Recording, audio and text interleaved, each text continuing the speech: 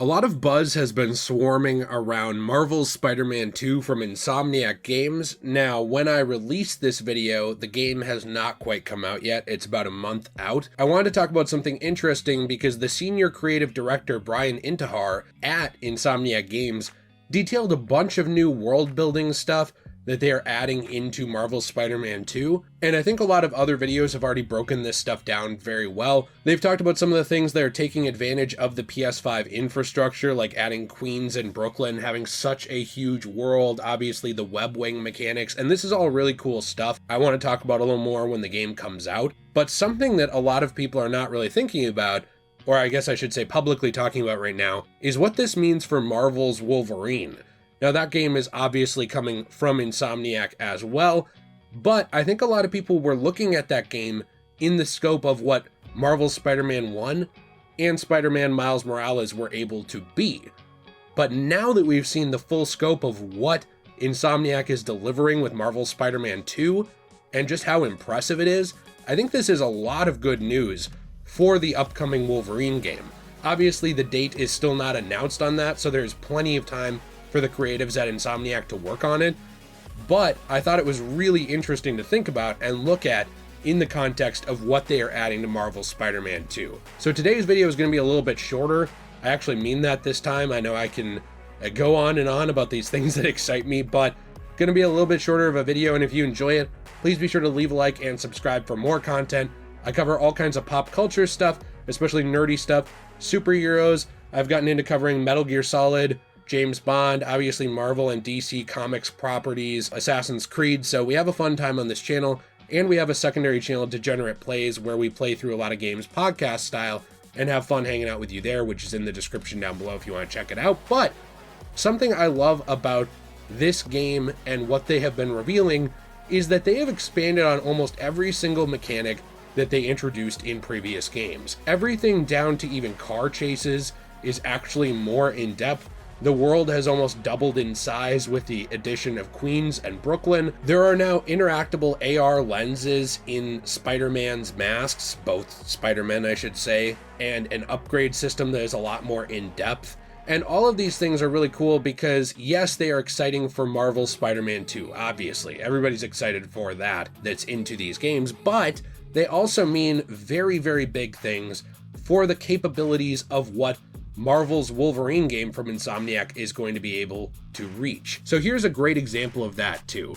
Obviously, we saw a very fluid and well done combat system in Marvel's Spider-Man 1. So a lot of people were looking at that and saying, okay, well, obviously, if Insomniac is making this Wolverine game, they're going to be capable of recreating that, right? I mean, they're going to be capable of doing that in the Wolverine game, but now with Wolverine's claws. To what extent, we don't know. Will it be overly bloody, like Wolverine often is? Will it not? We're not entirely sure yet the direction they'll go, but Insomniac is very, very much driven by trying to represent the core heart of what makes a character who they are. I know there are criticisms around Insomniac, I understand that, with some of their games, just like there's criticisms of anything. I've made videos before, I've talked about all the things I love about their games, even some of them I don't like. That's how anything's gonna be, but at the end of the day, they are very focused on bringing the heart and soul of the title characters to life. Maybe you have a problem with a side character, maybe you have a problem with a mission structure, but at the end of the day, when you're playing as Miles, you truly do feel like you're playing as Miles Morales, a very fleshed out, three-dimensional version of this character, and same with Peter Parker. Those were things that were already exciting for Marvel's Wolverine. We were already knowing, okay, this studio has proven that they can deliver that. They've proven a lot over the years. They've proven that they can deliver it in Ratchet and Clank games, but now they've proven they can do it with a big licensed IP like Spider-Man. But of course, one thing that they are adding a lot to in this game is those character dynamics. You're now able to switch between Miles and Peter, and both have unique interactions with the world around them. So for example, there's going to be some missions that actually are designed for Miles, some that are designed for Peter, and some that can be played by either of them. Now, do I really expect there to be multiple playable characters in Marvel's Wolverine in the first game? I don't know. It always could happen. Maybe you could have something like Logan, James, or you could have, as well, his daughter Laura. I would assume something like that would be saved for a later game. Could happen, I don't know. But my point is that a mechanic that was already very well introduced in the original game has been widely expanded on. And so now, expectations for Marvel's Wolverine, I think within reason, let's not be insane about it, are a little higher. When you deliver something so incredible, when you deliver something that people really love, and then you say, now I'll do it again, and you make it even bigger and you expand those mechanics, it is such a good sign for things to come. I think one of the things that excites me the most about the possible future for Marvel's Wolverine is something they showed in the new expanded Marvel's New York trailer for Marvel Spider-Man 2, which was the suit customization.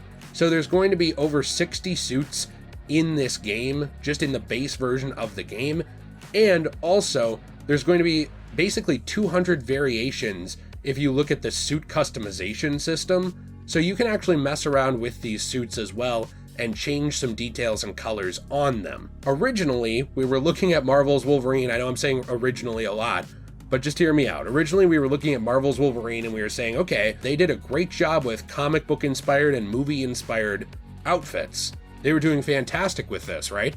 Okay, well, they did a great job in the first game. Wow, now they did a great job in Miles Morales. So clearly they're going to do a great job in Wolverine. But now there's an even further expanded version of that costume system that not only has more costumes available in the base game of Marvel's Spider-Man 2, but the ability to customize and change details about those costumes. See what I'm saying? So the bar goes up even higher.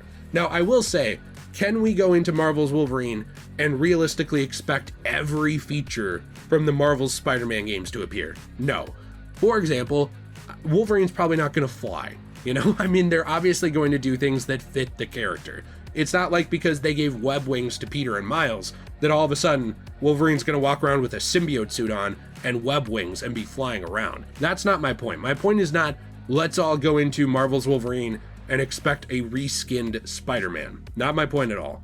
My point is, I think the bar was already set very high with what they were able to deliver, and as they show more and more and more of Marvel's Spider-Man 2, we are seeing that they are putting the bar for themselves even higher. Combat expanded, costume collection expanded, world interaction expanded, traversal expanded.